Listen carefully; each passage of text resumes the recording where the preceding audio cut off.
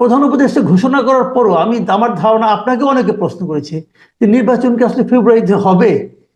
তো এই যে অবিশ্বাস অনাস্থা প্রধান উপদেষ্টার মানে কথার উপর, এটা কেন? আসলে প্রথম থেকে যখন নির্বাচন নিয়ে কথাবার্তা হচ্ছিল, তখন এই নানান টাইম লাইনের জন্য প্রথমে একবার বলা হলো যে অল্প কিছু সংস্কার হলে ডিসেম্বরে নির্বাচন, আর বেশি কিছু সংস্কার হলে জুনে। পরবর্তীকালে না, এই নির্বাচনের আলোচনার মধ্যে আবার হঠাৎ করে উনি বললেন এপ্রিলে, লন্ডন বৈঠকের পরে উনি বললেন ফেব্রুয়ারিতে।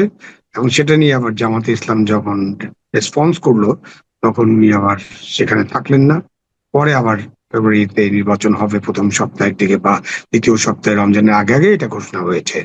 এবং ওই ঘোষণার পরে আমরা দেখেছি, যেটা আপনি বললেন, যে এনসিপি যে রেসপন্স, সেটা খুবই নেতিবাচক। এবং তারা অনেক কিছুই বলে।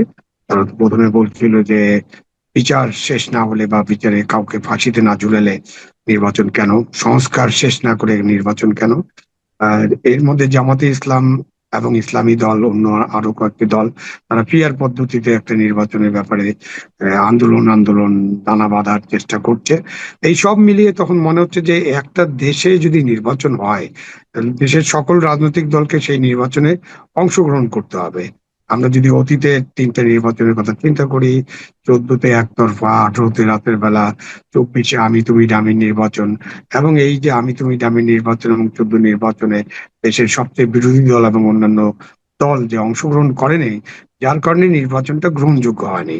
সেই কারণে এই নির্বাচন নিয়ে যখন কথা উঠে, তখন যখন জামাতে ইসলাম, ইসলামী দল, অন্য কিছু দল এবং এনসিপি বিশেষ করে, যারা নিজেদেরকে বৈষম্য বিরোধী ছাত্র আন্দোলনের দল হিসেবে মনে করে, ডক্টর ইউনূস সাহেবের কে অনেকে দোষারোপ করেন যে এটি একটি সরকারি দল, ডক্টর ইউনূস সাহেবের দল, এরকম যারা মনে করে, এবং তাদের অনেক চাপের মুখে বা আন্দোলনের মুখে বা তাদের অনুরোধে অথবা তাদের কথাবার্তায় অনেক কিছু সিদ্ধান্ত হয়েছে বাংলাদেশে। সেই কারণে তারা এখন, জনগণ একটু কনফিউজ যে আসলে কি ফেব্রুয়ারিতে নির্বাচন হবে কিনা। বাংলাদেশে একটা নির্বাচন খুবই অনিবার্য। এবং বাংলাদেশের বর্তমান যে অবস্থা, বাংলাদেশের অর্থনৈতিক অবস্থা, বাংলাদেশের নিজের অভ্যন্তরীণ অবস্থা এবং বাংলাদেশের সাথে বাইরের যে সম্পর্ক, আমাদের যে বিশ্ব সম্পর্ক, সব মিলিয়ে বাংলাদেশে একটা নির্বাচন খুবই অনিবার্য এবং খুব দ্রুত এই নির্বাচনটা করা দরকার। পারলে ডিসেম্বরের মধ্যে একটা নির্বাচন হওয়া দরকার।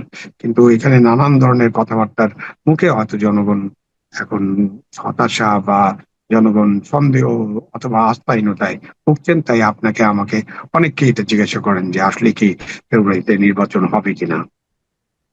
এটুক ঠিক আছে, কিন্তু এখন আমরা হয়তো আমি নিজে সবসময় বলি যেহেতু প্রধান উপদেষ্টা বলেছেন, এখন আমি অবিশ্বাসটা করব কেন, এরকম বলি।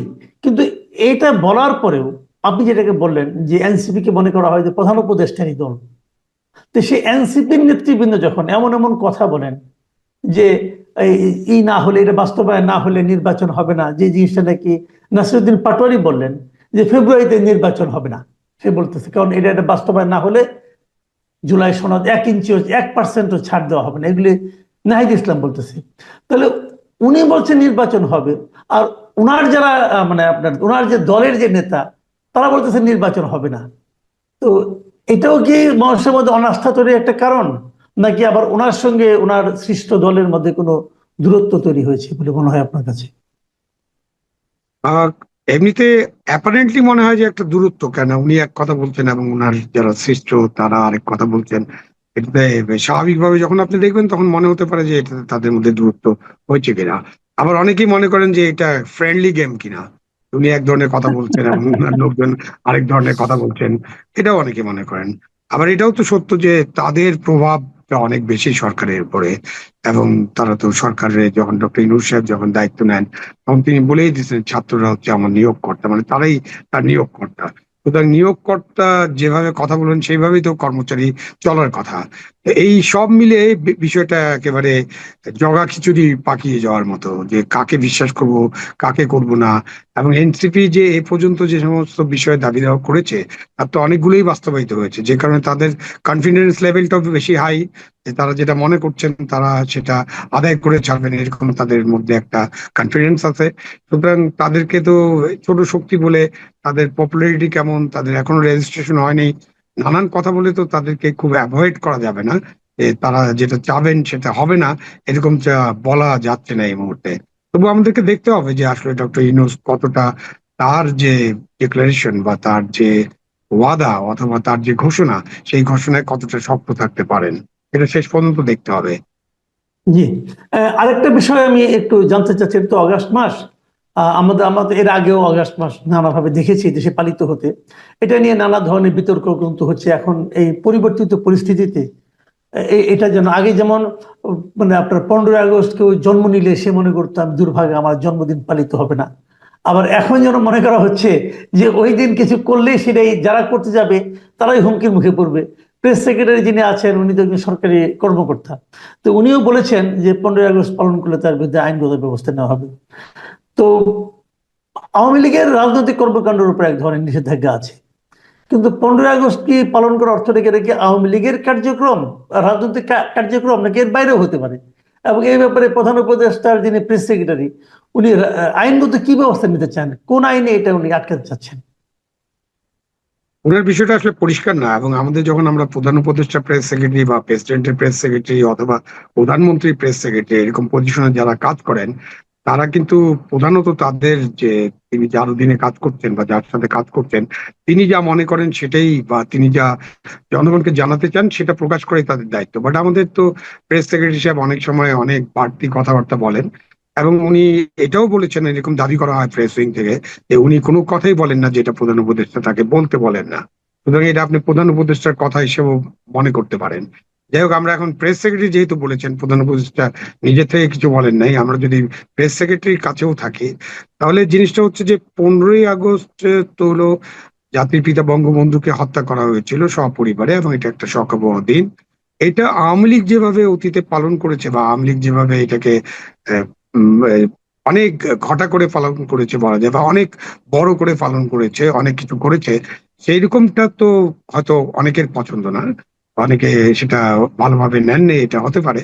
বাট 15ই আগস্ট যদি আপনি ব্যক্তিগতভাবে কেউ পালন করতে চায়, কারো কাছে যদি এটা শোকের দিন মনে হয় বা উনি শোক পালন করতে চায়, তাহলে আপনি ব্যক্তিকে বাধা দিবেন কিভাবে? এখন আওয়ামী লীগ যদি ঘোষণা দিয়ে 15ই আগস্ট পালন করতে চায়, যেহেতু তাদের কর্মকাণ্ড বা তাদের যে কার্যক্রম সেটাকে একটা অর্ডার দিয়ে, প্রশাসনিক আদেশ দিয়ে নিষিদ্ধ করা হয়েছে, সেই ক্ষেত্রে হয়তো নিষিদ্ধ একটা কার্যক্রম চালাতে গেলে আইন শৃঙ্খলা রক্ষাকারী বাহিনী ওই ঘোষণার আওতায় তাদের বিরুদ্ধে আইন প্রয়োগ করতে পারে। এবং কি আইন প্রয়োগ করবে তারা সেটা জিজ্ঞাসা করবেন, তারা সেটা জেনে নেবেন অথবা তারা ব্যাখ্যা করবেন।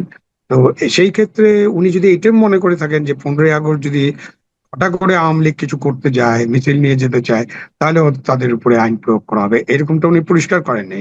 কিন্তু একজন ব্যক্তিগতভাবে শোক প্রকাশ করতে চাইলে তাহলে তাকে বাধা দিবেন আপনি কোন আইনে? আপনার আইন তো নাই। আপনি ব্যক্তিগত শোক প্রকাশ আর রাষ্ট্রীয় শোক প্রকাশের মধ্যে অনেক তফাৎ আছে, এবং রাষ্ট্র তো এই দিবসটি বাতিল করে দিচ্ছে, রাষ্ট্র নিশ্চয়ই শোক প্রকাশ করতে যাচ্ছে না। সুতরাং এই ক্ষেত্রে কেউ যদি ব্যক্তিগত শোক প্রকাশ করতে চান, তাকে বাধা দেওয়াটা আইনানুগ হবে না, সংবিধান সম্মত হবে না, এবং এটা কোনো আইনের ভিত্তি থাকবে না এইসব করতে গেলে। জি। আমরা অনুষ্ঠানে একদম শেষ পর্যায়ে চলে এসেছি, আমি আর একটা প্রশ্নই করব। এই প্রশ্নটা আমার মনে হয় আপনাকে করা দরকার। সেটা হলো, আপনি একসময় সরকারি একজন সচিব ছিলেন, প্রশাসনের অনেক গুরুত্বপূর্ণ দায়িত্ব পালন করেছেন। আপনি অনেকদিন ধরে বিভিন্ন রাজনৈতিক বিষয় নিয়ে বিশ্লেষণ করে থাকেন, বিভিন্ন টকশোতে আপনাকে দেখা যায়। এবং এই আপনার বর্তমান যে অবস্থান, এই অবস্থান নিয়েও অনেকে অনেক কথা বলেন, যে আপনি একসময় সরকারের সুবিধাভোগী ছিলেন, আওয়ামী লীগ সরকারের সুবিধাভোগী ছিলেন, কিন্তু এখন 2014 নির্বাচনের সময় আপনি মানে যে নির্বাচন হয়েছে সেখানে আপনার একটা মানে সরকারের পক্ষে একটা ভূমিকা ছিল আপনার বড়, অথচ সেই আপনি এখন সুবিধা বুঝে ডিগবাজি দিয়ে আপনি এখন মানে আওয়ামী লীগের খুব সমালোচনা করছেন। এই বিষয়গুলো খুব বেশি শোনা যাচ্ছে। গত কয়েকদিন আগে একটা গোল টেবিল বৈঠকে আপনি ছিলেন, সেখানে কিছু কথাবার্তা হয়েছিল। তো সেই প্রেক্ষিতে আপনার ভূমিকা হয়তো মানে কেউ কিভাবে দেখেছে এবং সেইটাকেই তারা বলার চেষ্টা করছে এখন। তো এই বিষয়গুলো আমার ধারণা আপনারও চোখে পড়েছে, নজরে এসেছে। তো আসলে কি, আসলে কি আপনি অবস্থা বুঝে ডিগবাজি দেন অথবা মানে নিজের চেহারা পরিবর্তন করেন? দেখেন, আমি যখন চাকরি পেয়েছি তখন দেশে এরশাদ সাহেব ছিলেন, ওনার সরকার ছিল সেই সময়। 82 সালে আমি চাকরিতে যোগদান করেছি, 82 জুন মাসে। তো সুতরাং আমাকে তো আওয়ামী লীগ কোনো চাকরি দেয়নি বা কোনো রাজনৈতিক দল চাকরি দেয়নি, এবং সেই সময়টা আমরা অনেকেই মনে করি যে ওই সময়টা আমাদের প্রশাসন, পুলিশ, বিচার বিভাগের উপরে বড় ধরনের কোনো হস্তক্ষেপ ছিল না। ছোট হস্তক্ষেপ ছিল কিনা এটা খুঁজে বের করতে হবে। তো আপনি চাকরি করেছেন, এবং একটা পর্যায়ে যখন 90 সালে দেশে স্বৈরাচার বিরোধী আন্দোলন হয় তখন কিন্তু আমরা সচিবালয়ে বসেছিলাম না। আমরাও ভেবেছি যে না, এই স্বৈরাচার বিরোধী আন্দোলনে আমাদেরও একটা অংশগ্রহণ করা দরকার। 71-এর মুক্তিযুদ্ধেও কিন্তু আমাদের সেনাবাহিনী, আমাদের সিভিল সার্ভিস, পুলিশ বাহিনী সকলেই অংশগ্রহণ করেছিল। 90 সালে স্বৈরাচার বিরোধী আন্দোলনে আমাদের একটা অংশগ্রহণ ছিল, আমিও সেই অংশগ্রহণকারীদের একজন ছিলাম। এবং সেই সময় যখন 3 জোটের রূপরেখা হয় তখন আমরা এটা নিয়ে আলোচনা করেছি। আমরা বেগম জিয়ার সাথে আলোচনা করেছিলাম, আমরা শেখ হাসিনার সাথে আলোচনা করেছিলাম, আমরা বাম দলগুলোর সাথে আলোচনা করেছিলাম, অনেকের সাথে দেশের এই বিষয়ে কিভাবে প্রশাসন, পুলিশ এবং জুডিশিয়ারিকে একটা ইন্ডিপেন্ডেন্ট প্রশাসন, পুলিশ, জুডিশিয়ারি করা যায়, এই আলোচনা করেছিলাম। এবং 3 জোটের রূপরেখাও একটা হয়েছিল। তারপর তো 91-তে একটা নির্বাচন হলো, এবং তারপরে তো নানান ঘটনার পরিপ্রেক্ষিতে আবার 96 সালে একটা আন্দোলন শুরু হয়, তত্ত্বাবধায়ক সরকার আন্দোলন, যেটা 90-এর একটা ধারাবাহিকতা ছিল। তখন এই তত্ত্বাবধায়ক সরকারের যে আন্দোলন, সেই আন্দোলনে আমার একটা অংশগ্রহণ ছিল। জনতার মঞ্চ নামে একটা জিনিস বিতর্কিত বলা হয়, এবং জনতার মঞ্চ হয়েছিল, আমি সেখানে পার্টিসিপেট করেছি। এই ব্যাপারে তো আমি অস্বীকার করি না। এবং কেন করেছি সেটা হলো যে 90-এ কেন করেছি, 96-তে কেন করেছি, এটা আমাদের সিভিল সার্ভিস, পুলিশ সার্ভিসকে সুরক্ষা দেওয়ার জন্য। কারণ আমরা যদি জনগণের সাথে না থাকি, জনগণ তখন এতটাই ক্ষুব্ধ হয়। এবার দেখেন নি যে 24-এর পরে দেশের সমস্ত থানা লুট হয়ে গেছে, থানায় আগুন দেওয়া হয়েছে, অস্ত্র লুট করা হয়েছে, পুলিশ নিহত হয়েছে, সচিবালয়ে গেট ভেঙে সমস্ত মানুষরা ঢুকে গেছে। তো 90 সালে যখন গণ অভ্যুত্থান হয়েছিল এরকম ঘটনা ঘটেনি, একটা আল্লাহওয়ালা বিল্ডিং ছাড়া। আপনি এমনকি সেই সময় এই আপনার যে মন্ত্রীপাড়া ছিল সেখানেও কিন্তু মানুষ আক্রমণ করতে গিয়েছিল, শাহবাগ পর্যন্ত চলে গেছে, ইন্টারকন্টিনেন্টে মরে গিয়েছিল। সেখানে কিন্তু যে আমরা এবং অন্যান্য রাজনৈতিক নেতৃবৃন্দ সকলে এটা বোঝানোর চেষ্টা করছি যে এই ধরনের আক্রমণ, লুটপাট বা আগুন লাগানো এটা সমর্থনযোগ্য নয়। আমরা একটা প্রসেসের মধ্যে দিয়ে আমরা গণতন্ত্র ফিরিয়ে আনবো। তো সেটা ছিল আমার ভূমিকা।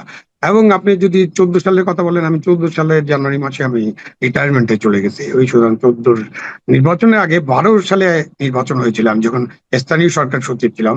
তখন বেশ কয়েকটা 5টা সিটি কর্পোরেশন নির্বাচন হয়, এবং সেই নির্বাচন কিন্তু আমরা চেষ্টা করেছি যাতে এখানে কোনো রকম বাধা বিঘ্ন সৃষ্টি করা না হয়, স্বচ্ছতার ভিত্তিতে নির্বাচন হয়, নিরপেক্ষ নির্বাচন হবে। এবং আপনার মনে আছে সেই নির্বাচনের রেজাল্ট কিন্তু বিএনপি সবগুলো আসনেই প্রায় জিতেছিল এবং বিপুল ভোটে জিতেছিল। তো আমার সময় আমি যখন কাজ করেছি আমি কোনো দলের পক্ষে কাজ করি নাই। আমি একসময় ছাত্র জীবনে জাসদ রাজনীতির সাথে যুক্ত ছিলাম, এবং জাসদ রাজনীতি 72 সালে জাসদের জন্ম থেকেই বঙ্গবন্ধু শেখ মুজিবুর রহমানের যে রাজনীতি তার বিরুদ্ধচারণ করেছিল। এবং সেই সময় তো আমরা অনেক নির্যাতন, পুলিশের নির্যাতন শিকার হয়েছি। সুতরাং ওগুলো তো অতীত ইতিহাস। যখন আমি চাকরিতে গেছি তখন থেকে আমি কিন্তু কোনো রাজনৈতিক দলের সাথে সংযুক্ত না। এখন 14 সালে নির্বাচন একতরফা, 18 সালে রাতের ভোট, আহ 24 সালে আমি তুমি দামি নির্বাচন, এসব বিষয়ে কিন্তু গত 10 বছর ধরে আমরা কথা বলছি, আপনি দেখেছেন, লক্ষ্য করেছেন। জি। এখন আমি যেটা বলি সেটা হলো, আমি যেহেতু রাজনৈতিক বিশ্লেষণ করার চেষ্টা করি, আমি নিরপেক্ষ ভাবে এটা করার চেষ্টা করি। এখন কোনো কোনো সময় আপনার নিরপেক্ষতা অনেকের পছন্দ না হতে পারে, তখন আপনি অতীত ঘাটতে থাকবেন। এটা ঘাটলে আমার কোনো অসুবিধা নেই। আমি শেখ হাসিনার কাছ থেকে, ওই সরকারের কাছ থেকে বড় কোনো সুবিধা নেইনি, এবং কোন বড় না ছোট কোনো সুবিধা নেইনি। আপনি 1997 সালের অগাস্ট মাসে আমি ওএসডি হই একটা মামলার সূত্রে, এবং সেই ওএসডি কাল আমার 2008 সালের মার্চ পর্যন্ত, 9 সালের মার্চ পর্যন্ত আমি ওএসডি ছিলাম। এবং আমি একটা লম্বা সময় 12 বছর ধরে ওএসডি ছিলাম। আমি সব সময় আমাদের যে সিভিল সার্ভিস তার সুরক্ষা, সংবিধানের সুরক্ষা এবং আমাদের কল্যাণের জন্য আমি সবসময় কথা বলেছি। এই জন্য আমার যে চাকরি জীবনে অনেকে, আমি যদি রাজনীতি করতাম তাহলে হয়তো এই 12 বছর জেলখানায় থাকতাম। আমি যেহেতু সরকারের কাজ করছিলাম তখন আমি 12 বছর ওএসডি ছিলাম, এবং তারপরে ফিরে এসেছি, এবং আইনানুগ ভাবেই আমি সচিব হয়েছি। এবং তারপরে কিন্তু আমি রিটায়ারমেন্টে চলে যাই, আমি কোনো এক্সটেনশনে যাইনি, আমি কোনো সাংবিধানিক প্রতিষ্ঠানে যোগ দেইনি বা আমাকে নেওয়া হয়নি, যেটাই বলেন। সুতরাং আমি কিভাবে কার সুবিধা নিলাম? আমরা এখন যেটা বলার চেষ্টা করি, আমি আপনিও বলেন, আমরা এখন বলার চেষ্টা করছি দেশে যদি একটা নির্বাচন হয়, একটা ইনক্লুসিভ নির্বাচন হওয়াটা দরকার। এই যে দেশটাকে আমরা রাজনীতির নামে বিভক্ত করে ফেলছি, বিভাজন করে ফেলছি, এক দল আরেক দলকে নির্মূল করতে চায়, উচ্ছেদ করে দিতে চায়, সেই সব তো গণতন্ত্র না। আমি যেটা ব্যক্তিগত মনে করি, আপনি হয়তো মনে করেন, আরো অনেকে মনে করে, যে দেশটাকে আমরা একটা দেশ একটা পরিবার, এটা ইউনূস সাহেব তো বলেছেন, আমরা সবাই একই পরিবারের সদস্য, আমরা সবাই একসাথে দেশটাকে সামনে এগিয়ে নিয়ে যাবো। আমি মনে করি সাউথ আফ্রিকার ন্যালসন ম্যান্ডেলা যে কাজটা করেছিলেন, রিকনসিলিয়েশন, সেইটাই এখন আমাদের করা দরকার, এবং আমরা সবাই মিলে সামনের দিকে এগিয়ে যাবো, এটাই চিন্তা করা দরকার।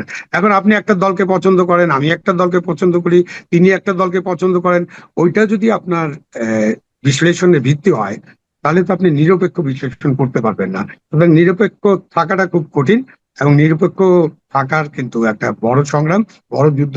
এই যুদ্ধ থেকে আমি পেছপা হব না।